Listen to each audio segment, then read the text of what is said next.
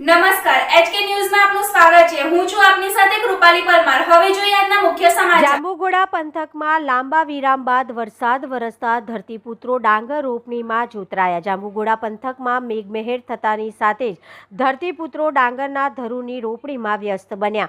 પ્રાપ્ત માહિતી મુજબ પંચમહાલ જિલ્લાના ચેરાપુંજી ગણાતા એવા અને છેવાડે આવેલા જાંબુઘોડા તાલુકામાં મેઘરાજા મહેરબાન થતા ધરતીપુત્રો ખુશખુશાલ જોવા મળી રહ્યા છે।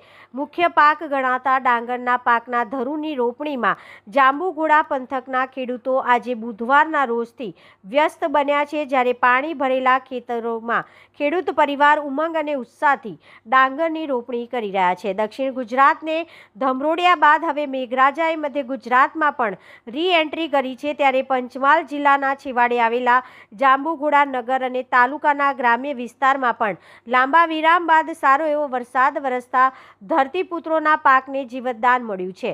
આ વિસ્તારમાં ડાંગરનો પાક મુખ્ય ગણવામાં આવે છે।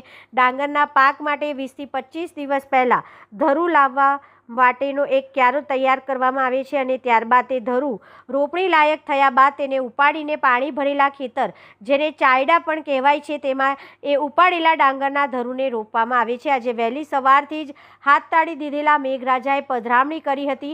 જાંબુઘોડાના ગ્રામ્ય વિસ્તારમાં હાલ ખેડૂતો ડાંગર ધરું રોપણી પોતાના ખેતરમાં કરતા જોવા મળી રહ્યા છે। સાથે તેમના પરિવારના સભ્યો પણ જોડાઈ આ રોપાની કામગીરી કરે છે। ડાંગરના પાકમાં પણ હવે વિવિધ પ્રકારના બિયારણોનો ઉપયોગ ખેડૂતો કરતા થયા છે, જેના કારણે પાકમાં પણ વધુ અને સારું એવું ઉત્પાદન મળે છે। જાંબુઘોડા પંથકમાં ચોમાસાનો કુલ વરસાદ 281 મિલીમીટર નોંધાયો છે। વરસાદના કારણે જાંબુઘોડા પંથકમાં આવેલા ડુંગરો પર પણ લીલીછમ વનરાજી છવાઈ ગઈ છે।